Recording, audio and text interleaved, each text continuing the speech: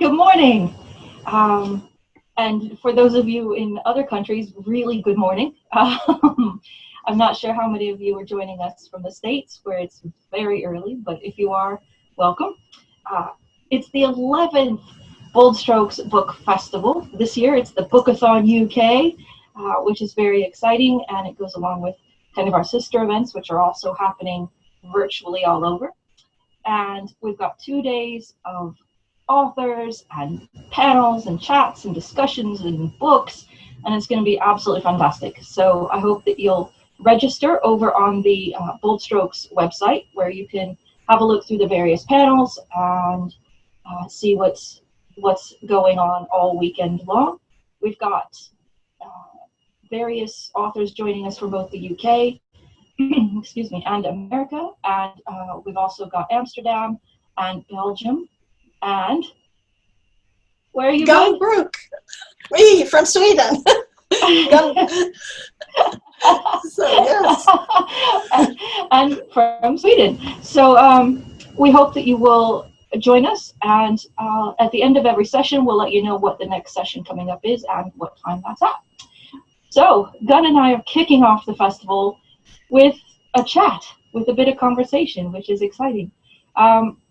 So Gunn, you have been writing for a long time. Yes. Yes. How long have you been writing, and how many books have you put out? Well, I've been writing for longer than I've been with Bold Strokes, since I started out with the fan fiction world. So I think I was writing for 4 or 5 years, and then I signed with Bold Strokes in late 2004, and my first book came out in 2005. So I have 26 books out, and one being edited and writing on the 28th. So it's a lot. So I hope there won't be a quiz about names and characters. There might be. Oh my! It's been a while, and it's been a blessing. It really has. Do you still love it as much as when you began? I think even more, because in the beginning I was almost too much in awe about being published at all, and so it was a lot of nerves involved, and I'm more relaxed about it now, and I thoroughly enjoy it, and it never gets old.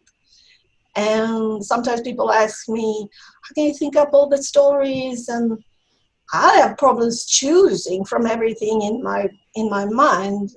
My husband used to say that she pushes out everything else, everything useful. Just thinks of her characters and her stories. So you end up being like the creative genius who can only think of stories, and like the dishes go undone. Yes. Right? What dishes? So yes. I very much, from time to time, in periods, I eat, live, and breathe the stories. But then when I'm done, I let them go and focus on kids and grandkids and dogs. So yeah. So what about you? How long have you been writing and publishing? I'm totally a newbie compared to you. I've only put out 6 novels. I started in 2000, a few years ago. 2017, and I've done 6 books, and I love it, but I would say that I think I'm an editor before I'm a writer. And so I think I love writing, but I think I actually get even more out of editing, which is probably a good, it's probably a good thing, since that's my job.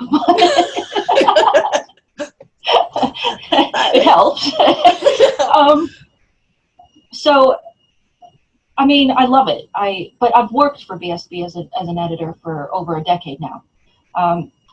So I've been kind of around for a while. Yes. And I love it, and I do.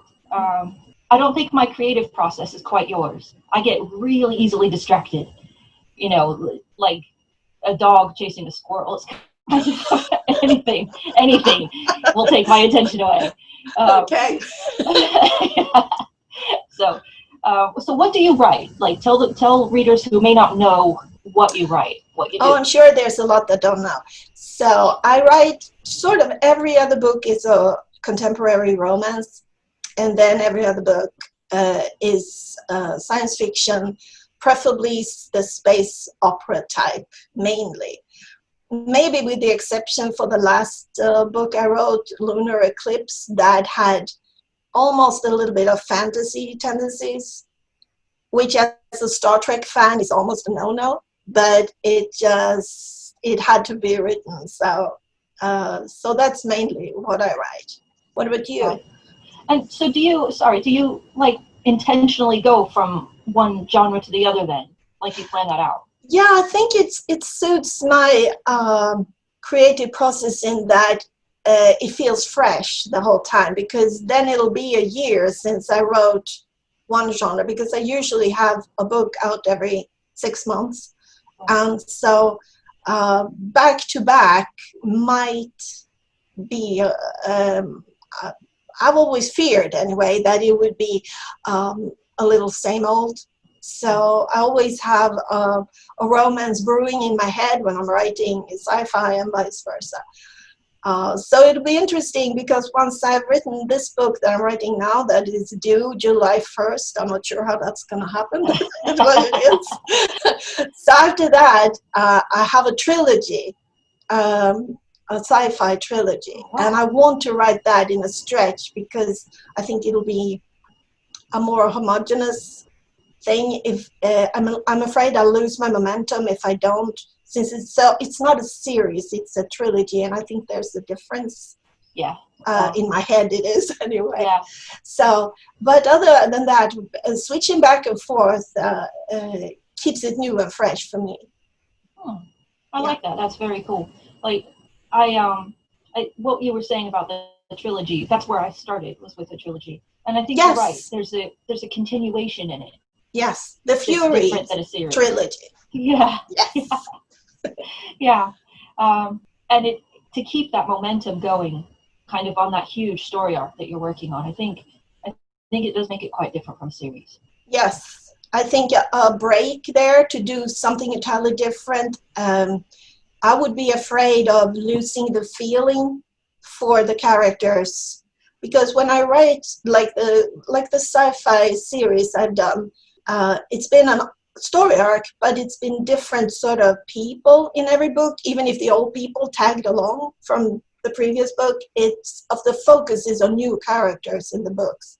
So you don't have that, but in this trilogy it'll be more of the same. So it's going to be an interesting thing to do, a bit different for me. Yeah. Are you excited about it? I am. I firmly believe I'm making things hard on myself. So yes, it's true. It's scary. Do you like challenging yourself as a writer then? Yes, I do. I think stagnating is my biggest fear.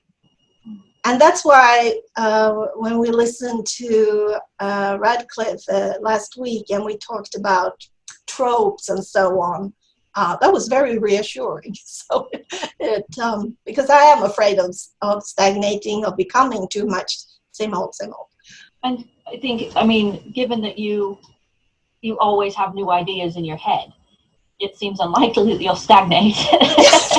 Yes. Since you've got so much going on. I know.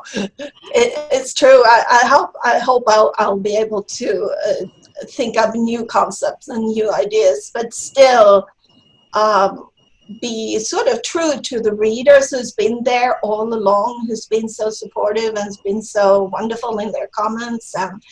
And you don't want to just sort of drop them and go on a completely different journey. I don't think that'll happen, because I'm very happy writing those two genres, and maybe do a little, wiggle room for other genres to peek in, but not completely change. I'll never write a murder story.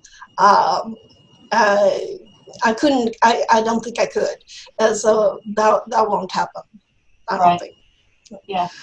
I'm just gonna jump in here and say the host has reminded me to let people know to put questions in the Q&A, which is at the bottom of your screen, and you can throw questions to Gunn and I. The chat box is more for just kind of like telling us how much you love us, but actual questions will go in the Q&A. I think I agree with you there, and I think one of the great things about what we both write, because we're both in the kind of science fiction fantasy realm, Yes. Is how much wiggle room that gives you. You can Yes. put so much stuff into those. Oh, absolutely, absolutely. Particularly social things, like you and I were kind of chatting about various things before this, and social inequality and all these things that are very much around right now. Exactly. I think fit really well into what we do.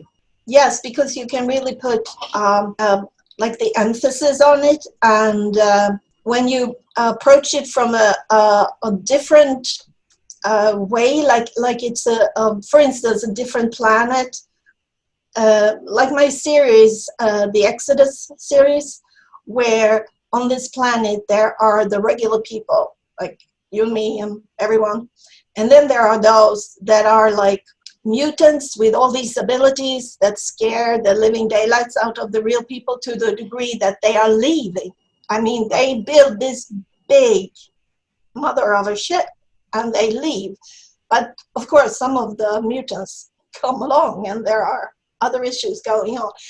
But that fear and of wanting to place these mutants in camps to keep them, for me, who was quite a young person during when AIDS came into our world, remember talks about that, about we should put them in camps and we should do this, we should do that.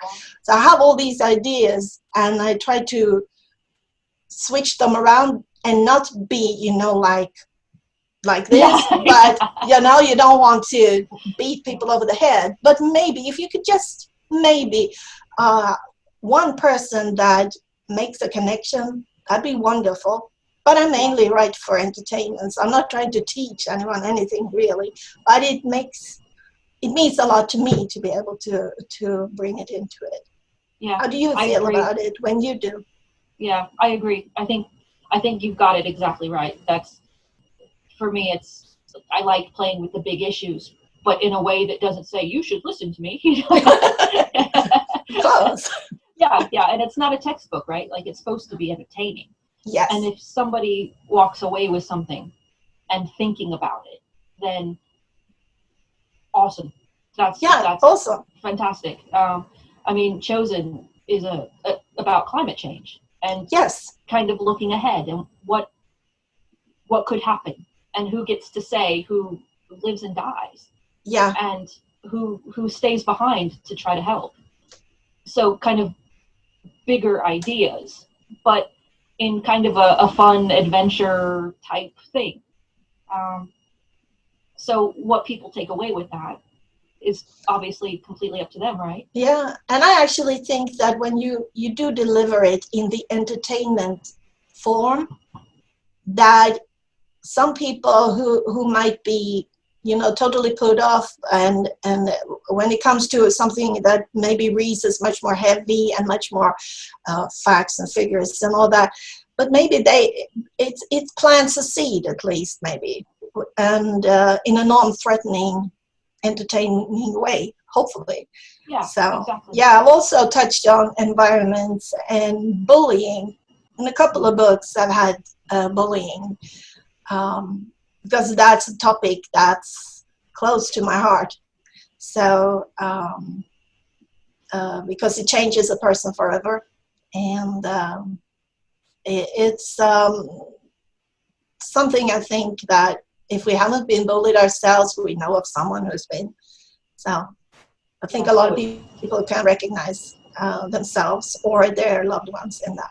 So, because it resonates, doesn't it? I mean, these huge emotions resonate with a lot of people. Yes, it does. So I'm going to send you a question, Gunn, because we've got a question. Laura Hart wants to know, would you ever consider trying a different genre like historical? Oh, yeah, I've thought about it. Again, it's something that I'm a research fan, fan of research. It can get too much. So maybe. I've written that type of in fan fiction. I place characters sort of like uber fan fiction when you take them out of context and place them in. It's really an original story. So I've been in the Viking era, and I think I've been in the Victorian era in fan fiction. So I might actually give it a go. Maybe I think sorry. somebody has asked a question about your fan fiction, I think. How much did writing fan fiction help you hone your writing skills, or did it? Both. It helped me with my English, since Swedish is my mother tongue. I've always been good at English, but it certainly helped me with the language. And it gave me some really bad habits that my editor, Shelley, and Rad, early on, beat it out of me. It was the blonde-haired woman, the red-haired woman, the older woman, the younger woman. Things that make me bang my head against the wall all the time. I was, but my editor, Shelley, who is awesome, fantastic, and I'm so blessed to have had her with me for all the books. She says that I never repeat mistakes. I invent new ones all the time. Well, that's good. It means you're listening and moving on. I'm a listener. I do. And I managed to find another mistake that we didn't even know existed. So, but no, so yes, I think I might actually at one point try to write something from a time that isn't our present time. So yes, cool. yeah. Awesome. And then there's one I think that's addressed to both of us. How do you approach world building in your sci-fi books? Oh, should I start again? I feel I'm doing all the talking. I go for it. Okay. If it's science fiction, like space opera, planets, I usually start with topography, believe it or not, because if it's a desert planet, if it's a jungle planet full of mosquitoes, or if it's a planet that looks like ours, it depends on the story. And so I start there, and is it a planet that orbits a planet that is the main planet? So this is a satellite planet. What happens there is a mining planet. Maybe those people are rough and tough. What's the culture there? So usually that's how it starts. And diving into the culture from there is the fun part. What do they allow? What are the laws? How do they regard people of a different class? How women versus men? So, but it usually starts with actually building the planet, so I can see that for myself. And then, are there cities? Is it completely rural? Is it maybe even a farmer's planet where it's perfect for that? It can be anything. So that's how I start. How do you go about it?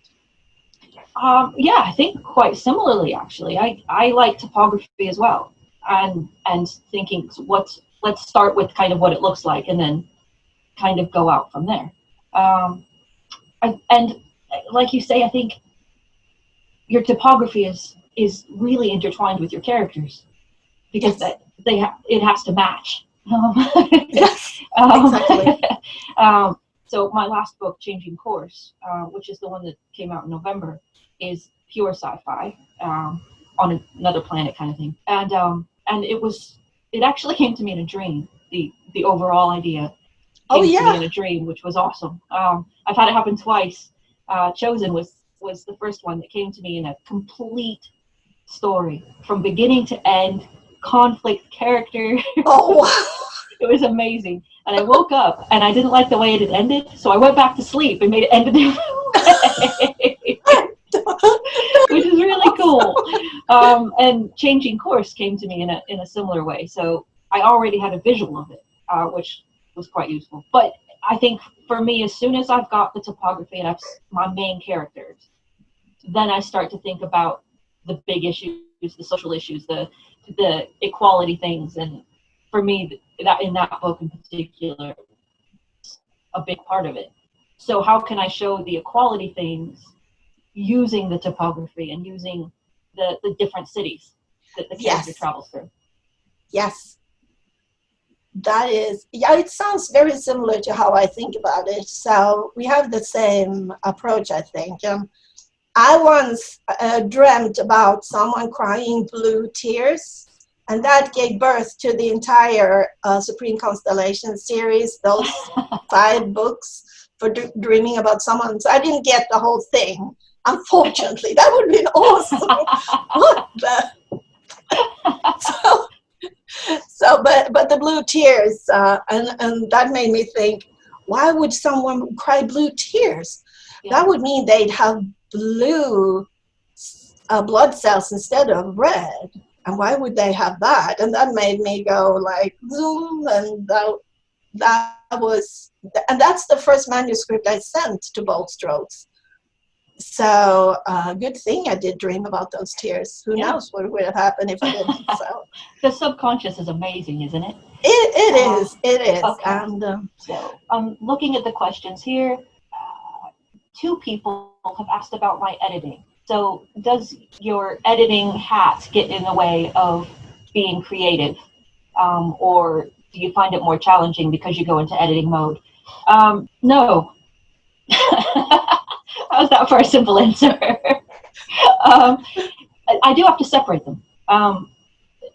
If I spend a whole day in full-on editing mode, particularly on like maybe a first draft that takes a lot of concentration and time, and I'm looking for the woman, or those kind of first novel takes, I tend to give myself a good break. If I'm writing toward deadline, and which means I have to write at night, because I only write pretty much at night or on a weekend. I do have to separate the two in order to get my creative flow back. Yes. Where I can just kind of sit down and go for it, because I do think it's a very different mindset, and I think that's true for authors as well, when you're redrafting as opposed to first drafting. Yes. And I have to say, when I read someone else's, I mean, any book, I like crime novels.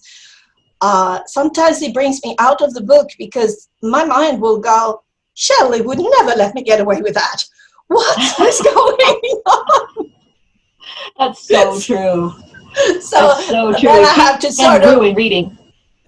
So I have to reel myself in and think like, but they're different. Okay, let's keep going. But it does happen since authors edit as well, obviously. Yeah. So yeah. Yeah, that's true. I'll read something and I'll think, I wouldn't let the author get away with that.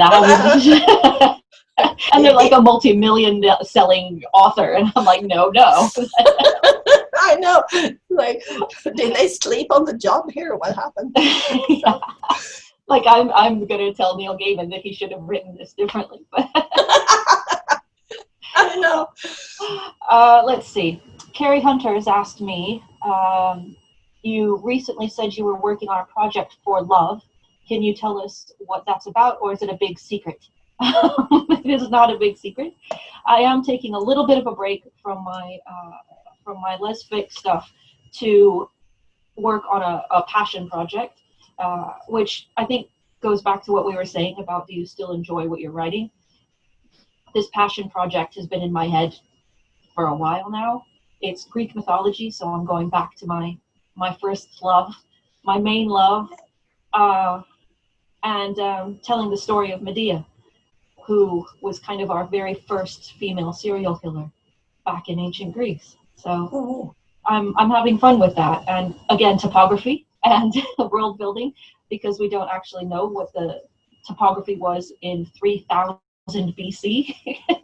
exactly. So, but it's a lot of fun, and I'm really, really enjoying it. So, unfortunately, I got quite sick at the beginning of this year, but I'm going to get back to it quite soon. So, thank you for asking that, Carrie. Gunn, what are you working on right this instant? Right, this is I'm working on a romance called Ice Queen, and it's my romances tend to take place in a made-up New England town called East Key.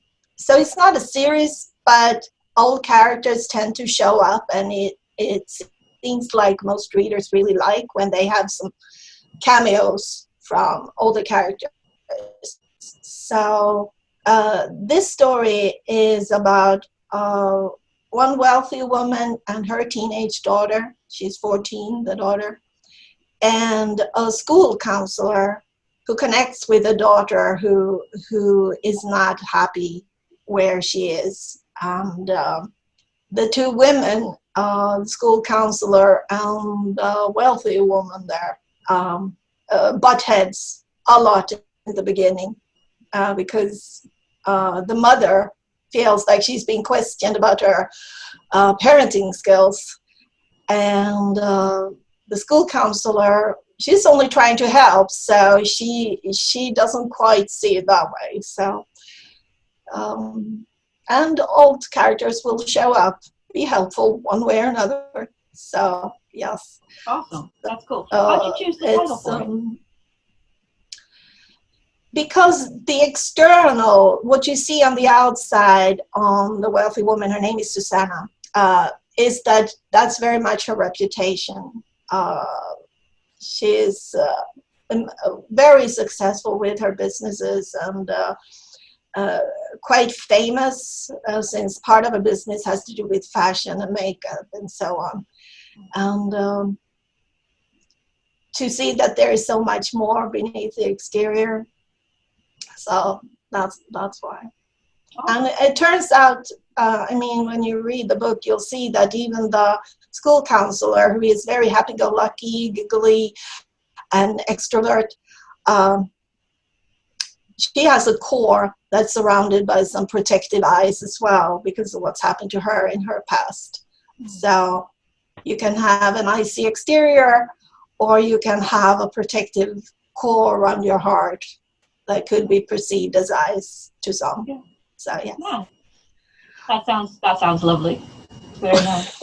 Yeah, it's fun to write, but it's also hard because I get emotional about it. I'm not usually so emotional when I write, but I do have been through things that has made me a little more sensitive, I think. So I have to stop sometimes and just take a little break and remind myself it's not me.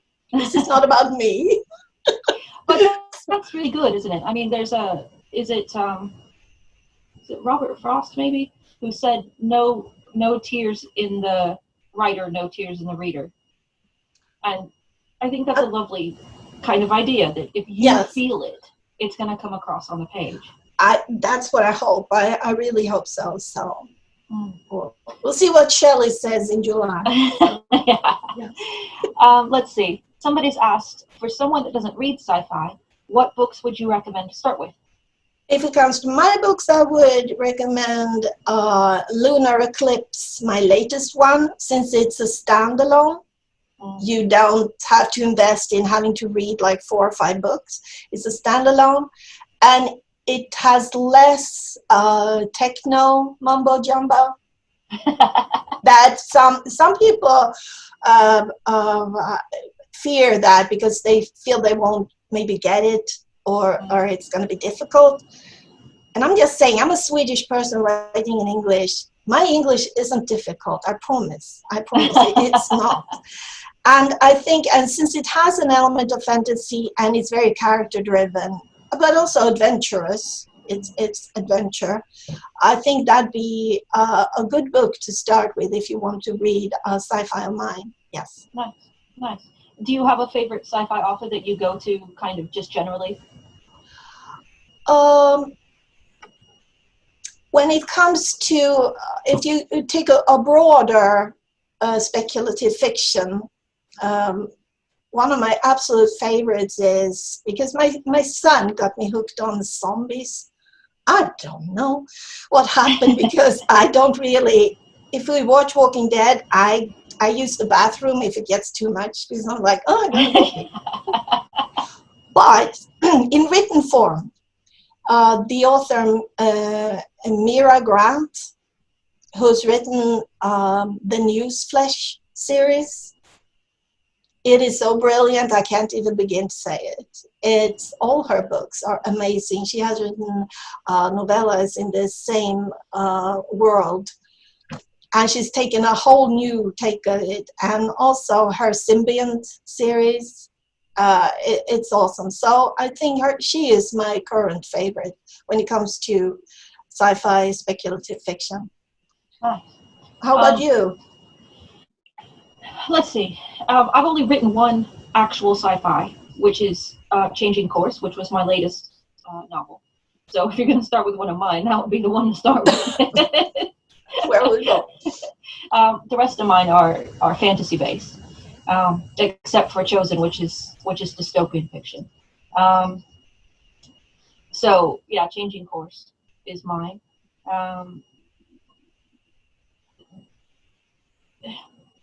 There's so many great books out there. I mean, when you think about what you read and who you love to go to, there's so many. I have a tendency to go more fantasy, I think, than sci-fi. So I head toward ridiculous things. So Robert Asprin, who writes such ridiculous fantasy, and very sarcastic, tongue-in-cheek kind of things. Catherine Forrest, I love. I think she's amazing. Margaret Atwood for kind of dystopian weirdness and Greek mythology. There's so many. There's absolutely so many. We're doing good on time. So I like this question. So we both write such detailed worlds. If you were to live in one of your worlds, which one would you choose and why? Let's see. You have a lot to choose from. So yeah, I was gonna say. I think I'd like to live in my Supreme Constellation world because it's really space opera with spaceships and space stations, and Earth is the center of it all. I think I'd like to try that out. Yes, I would. So. Nice.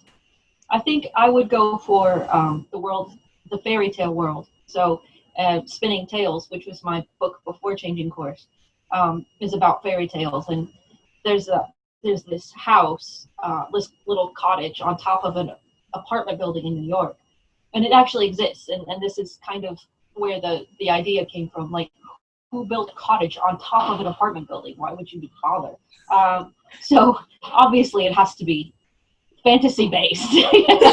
So obviously, so the back door opens into fantasy, fairy tale worlds, all the worlds that you get in fairy tales.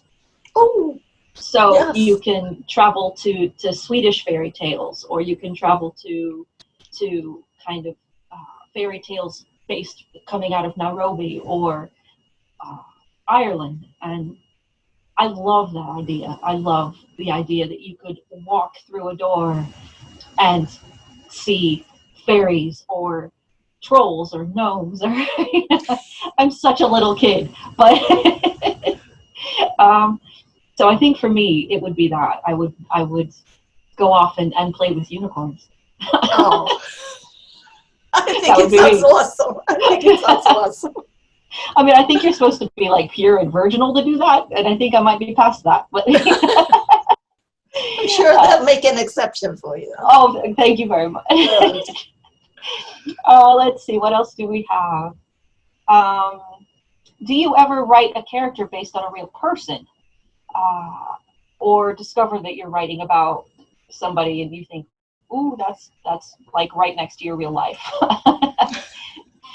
I won't admit to it ever. Nope. All of my people are fictional. It says so in print in the front of my book. I can say that I used sort of an anecdote from my illustrious, slightly eccentric, dearly departed mother in Course of Action, my first book that came out. But she loved it, and I did ask. So my rest of my family were more like, "You're really going to do that?" Yeah, I think it's easy as a writer to take elements from your real world and weird character things. When I'm teaching workshops, I say, go look out the window at somebody down below and look at them. What are they Yes. doing? You know, and how are they standing and how are they moving? And I think watching people is fascinating. Oh, And yes. those quirks can really make your characters interesting. I have this tendency that I will be, let's say, bus depot or airport, and people tend to want to tell me their life story. And of course, they don't know I'm a writer, and I don't tell them. So it's like I probably look very safe or harmless. So I'm sitting there with my cane on my walker, and they think, "Oh, this lady, she won't mind." I need to talk. So little do they know that they've now become like the serial killer in your next book. Awesome. So, yeah. Okay, so what else do we have? Carrie. Hello, Carrie. How did publishing your first book change your process of writing? That's interesting. That's an interesting question. More structured, maybe. In the beginning, I think I got a little uncertain. I started sort of editing myself as I wrote, and it stopped me a little bit. But as I got grew more comfortable with it, it also made me dare to write maybe the ending first. If I did get a little stuck, I knew how it was going to end, so I might have read. So I dared to jump around more in my manuscript and trust myself to knit it together eventually. That's interesting. Yeah. See, I have to write really linear. If I jump around, I get completely lost. Okay. I think it forced me to write. Yes. If there's a deadline, I will write. If there isn't, I will find anything else in the world to do. Oh. So for me, I think making it something real, with a contract and it almost validated my title as a writer in a way for me. And so I ended up taking it more seriously and really thinking about what the next one was going to be. And when I was finishing this one, kind of starting to process the next book proposal. So I think that it just made me a little bit more serious about it, I would say. Which characters from fiction do you wish you had created and why? Oh. I definitely have an answer for that. Go first. Good Omens. I wish I'd written that. With Neil Gaiman's characters, with the devil and the angel being like best friends, and their fascinating relationship with each other and with the earth. I adore it. I wish I'd come up with that. I don't know if I can think of. Let's see. That was an interesting question. We had some brilliant Swedish crime novelists. So anything by Stig Larsson, The Girl with the Dragon Tattoo, those books. Those are so intense. Yeah, so intense and so back down from anything. Yeah. When she has her revenge, she has her revenge. She does. Yeah, that's the truth. I wish I was that bold, like maybe not write that exact thing, obviously, but I wish I was that bold with my writing. So, Yeah, yeah. yeah, and I think that's nice, isn't it? When you read other people and for me, I feel like they've pushed me to be better and to rethink maybe how I would have phrased something if I read a Yes. really great sentence and I think, oh, that's Yeah, a way better way to say that. exactly. And that's true inspiration that you can get from others that you sort of percolate in your own mind, and out comes your version of it. Mm, And absolutely. yeah, yeah, absolutely. As children, which books got you into reading? Um, Thank you, Georgie. I was an avid reader as a child. I didn't Me like too. people then as much as I like people now. So I preferred a book to anything else. Nancy Drew was my go-to. I had every single Nancy Drew book. I wanted to be the girl detective, and I think they were quite progressive for their time. Um, she had two female friends. There was no guy in the picture. Um, it was just the three of them kind of doing what they did, and I thought that was really cool. And as I got a little bit older, the Anne McCaffrey Dragon series, the Pern series, Oh, yeah. oh, I adore that series, and I still return to it now. Um, the idea of riding on dragons and being that free and kick ass, I think always appealed to me. How about you? Oh, well, I started reading really early because I was what they called a blue baby with a heart thing when I was little. So I was hospitalized a lot. So my parents read to me. So I learned the stories by heart, and then I figured out the words. So when I could read, when I was like 5, Pippi Longstocking, Oh, all of Astrid Lindgren's books, obviously. And like when I got older, Enid Blyton's books because of the adventures, and Nancy Drew, or as she's called in Sweden, Kitty Drew. I know. I don't didn't know know why that. they changed that. So Kitty Wow, Drew, I yes. didn't know that. That's Uh, cool. the other names I think were the same, but she was named Kitty. So, and then I found my mother's a weekly magazine, and there were these romances in a serial format. And that's when I fell in love as a 9-year-old with the romance. I Nice. was janking that it came in the mailbox and she was going to do crosswords and stuff. And I was like, no, I got to read it first, Mommy. Can't wait with the crosswords. So I read, but I think that Pippi Longstocking was my first big hero Yeah. in books. And wasn't she fabulous as a character? I mean, she just gave no crap about rules. Oh, no, rules were meant to be, if not always broken, then at least, what you say, bent a bit Yeah, and examined. So, yeah, yes. absolutely. I And loved her too. I played Pippi Longstocking in school, and my dad even brought my rocking horse. He went home during lunch break, came back with the rocking horse for the, yeah, it was Oh, cute. I'm so glad there are that's no very cool. photos. That's very cool. Okay, I think we've got time for just one or two more questions. So, somebody's got one for you there, Glenn. Would you discuss I Wish I Was Bold? How do you feel about taking risks in your writing and what stops you? Oh, thank you, Susie. That's an excellent question. Maybe I've always struggled a little bit being raised on the whole concept of what will people think. That was my mother's sort of theme, you could say. What will people think? And I think that sometimes can spill over. So I second guess myself sometimes when I write is maybe I don't push enough.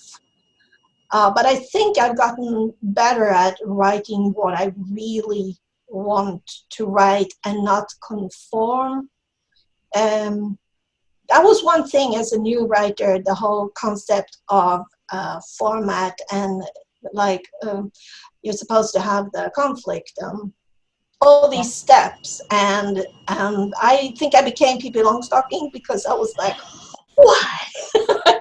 So I think it's my own brain that stops me because of my upbringing. I am 60 years old, so it's been a while since I was a kid, and the times were different then. You were supposed to be a good girl, a sweet girl, a non-offensive girl, and I've come a long way. So hopefully my writing will exponentially be bolder. That's what I hope for. It's what we were saying earlier, isn't it, about challenging yourself as a writer and continuing to grow? Yes, exactly. Yeah, absolutely. Okay. So I think one more question. Fun question. What is your favorite piece of music? Right now, it's the score from Hamilton. From Hamilton? The musical, yes. Ah, okay. And have you seen it? Only on YouTube, what they've shown from different casts. I haven't seen it now, so I love it a lot. Awesome. I love music in general, all different kinds of music. Right now, I'm listening to a lot of Pink. Yay, Pink! I'm in a mood of kind of wanting to punch people, and that's really good. That's really good music for that. Kind of rage against it music. I just want to say as well, our fabulous host in the background, who has gotten up at 5 a.m. I think to be there for us, has put links to our books in the chat, so you can have a look in there and get links to Gunn's most recent books and my most recent books. And next up, we have the keynote speech by Radcliffe. So we will see you at noon for that. So you've got 10 minutes to grab a drink and be back with us. Gunn, it's always a pleasure. It's so wonderful to see you. Oh, thank you. The same. It's lovely to see you and talk to you again. And people will be seeing a lot of us throughout the rest of the weekend. Oh, yes. Especially today. We'll show up. Yes, quite a bit. So I'll see you later today. Absolutely. Right. Bye, Gunn. Bye, everybody. Thanks for coming by.